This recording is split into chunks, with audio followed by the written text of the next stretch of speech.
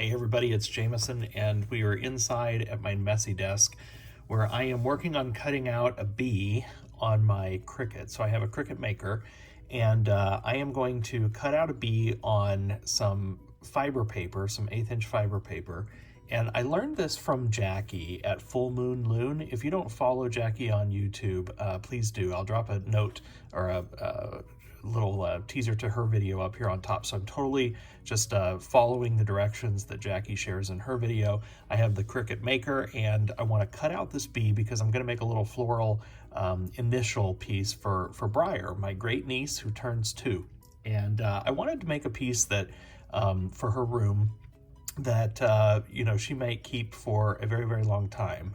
And so I'm looking for kind of a classic bee, and I'm going to use Murrini and Millefiori to kind of fill the piece and fire it and create an initial. So I've done this type of thing before. I'm just filming again. For those of you who might be new to my channel and haven't seen this type of thing, I'll go ahead and show you what I'm doing. So I picked out some different bees. I'm in my Cricut software here, and I've picked some different ones out, and I think I've settled on this second one as the one I want to use. So I'm just going to get rid of these others, and I do not know this software particularly well, so don't look for tips from me on this thing. But what I'm doing is I'm dragging the bee to the spot where I think it's going to cut best when I put my paper down. So I'm going to show you how I'm going to put my paper down and what the setup is for the maker. Again, this is exactly what Jackie has done, so I can't take any credit for this, but I'll show you what the process looks like.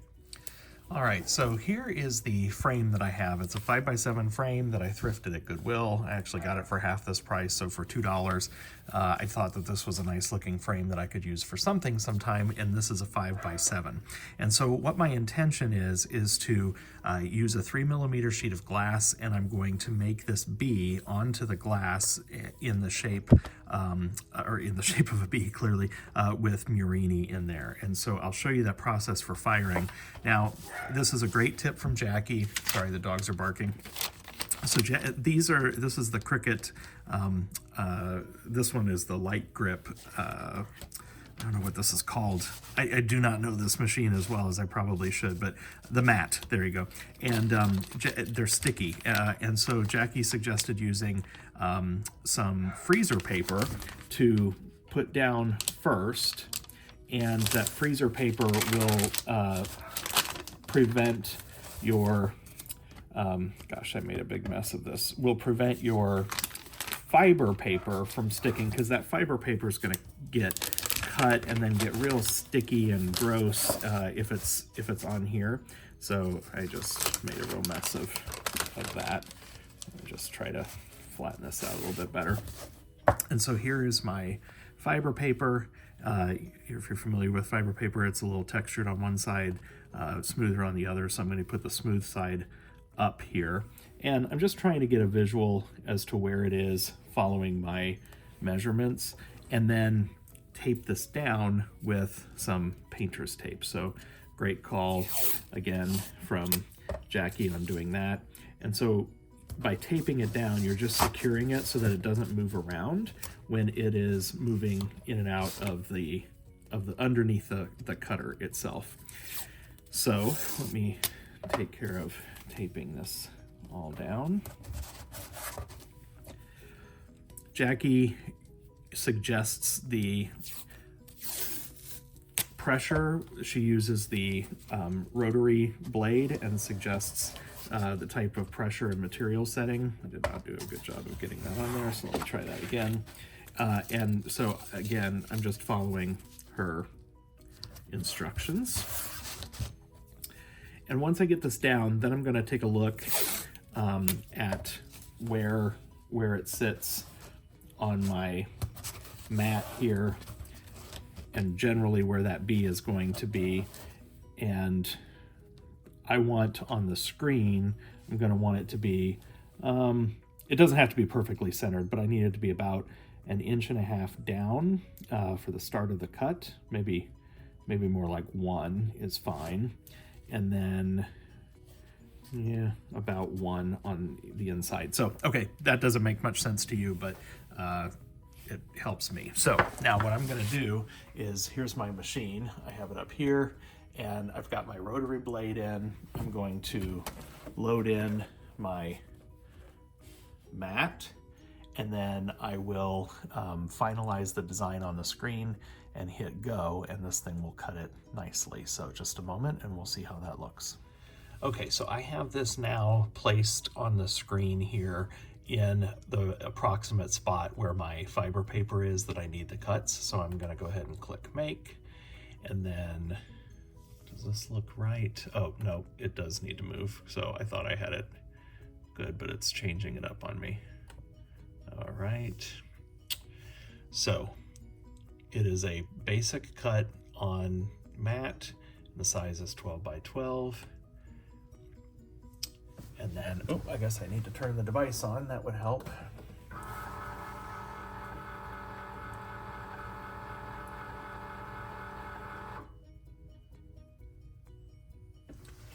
All right, and so I like Jackie's recommendation of using the foam setting with more pressure. And I have the rotary blade in there, and all I have to do is hit the button and press go. So let's give this a shot. Now I'm loading the mat. The mat is in. And press go. Here we go.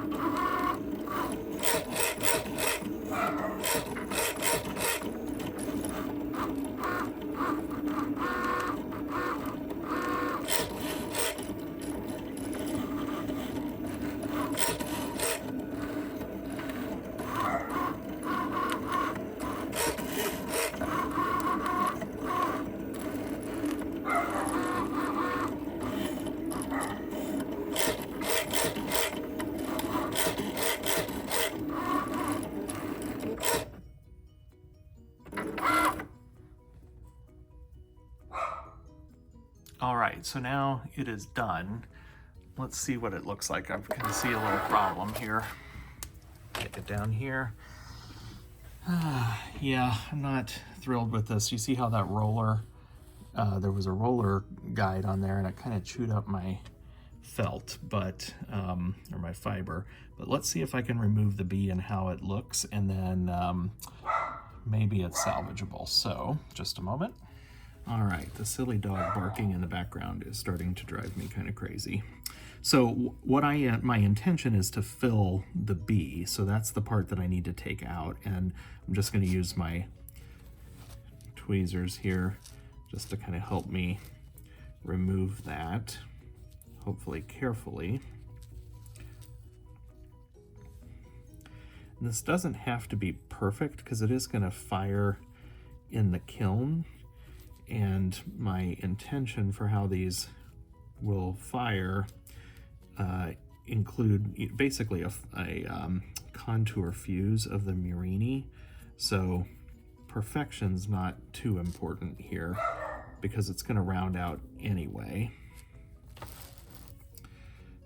Yeah, I think this still works. So so even though this is a little, excuse me, got a little chewed up on the edge there, generally it works quite well. And if I wanted to do a kiln carving with that, you could, which is not a bad idea. I don't know if I'll save this or not, but you know, a kiln carving would include just putting this down right directly on your kiln shelf or on your paper and fusing glass over it, and it'll take the shape of the bee.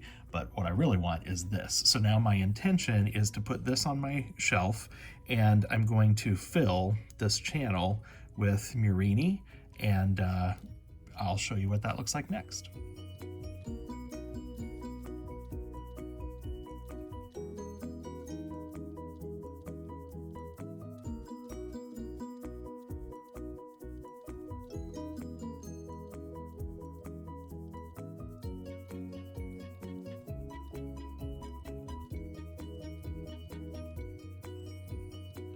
Hello there. So I have got the bee cut. I just this is just sitting on a piece of kiln shelf, and I have some papyrus fiber paper underneath here, and I have glued it down so that this doesn't move around on me, and I've glued that part down. And so now what I'm going to do is I'm going to just start to fill it with Murrini. I have some here from Tabitha, and then a whole bunch here from Lori, and I always put their links in the video notes if you're interested in finding out where I got this stuff. And I'm going to go ahead and just start to fill this in. So this is a one-time use only. I'm going to fill this in, just do a tack fuse on it to get it all to stick together. Then I'm going to tear this off and end up with the B shape that's left. I will put that on a separate piece of glass, and I'll show you that process later. Technically, I could probably do all of that as one firing, but I don't even think I could, because this stuff would be sitting on, this fiber paper would be sitting on the glass. It would make an impression. I've always done this as two firings, and that's what I intend to do here. So I'm going to go ahead and start to fill this up with Murrini. Some of them get pretty little, but I've got some really tiny ones from Lori. I could even cut some in half if I needed to. So I'm just going to start to fill this out, and then I'll put it in the kiln for a tack fuse. I'll post my schedule as I always do.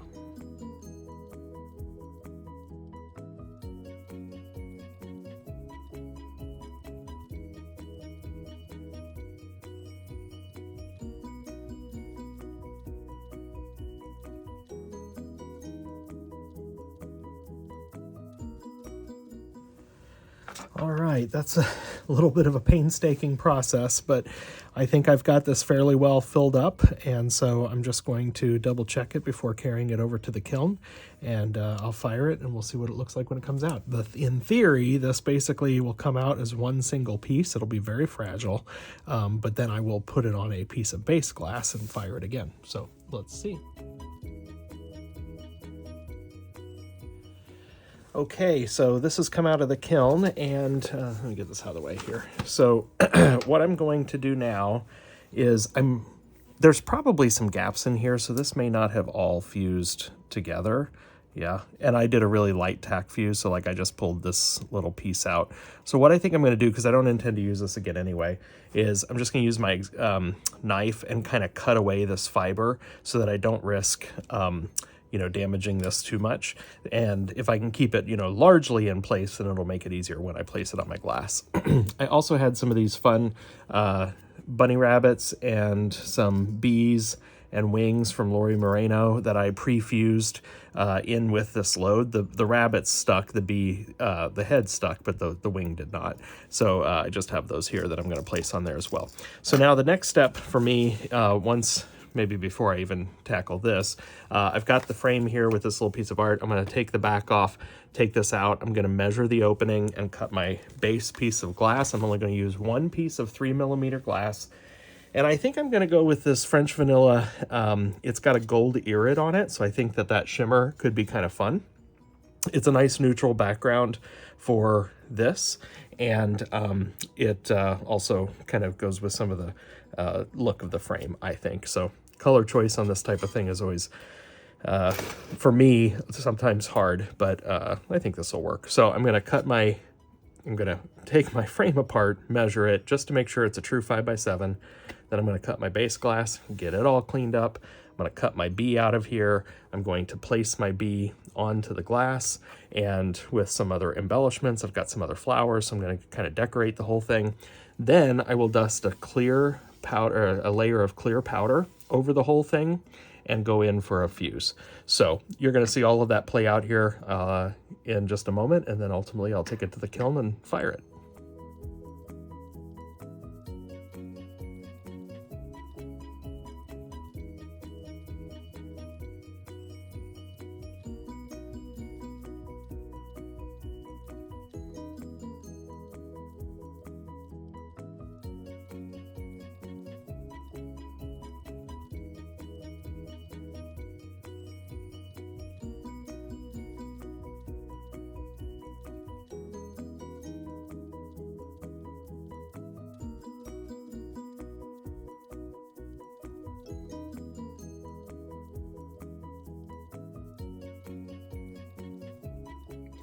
So here it is.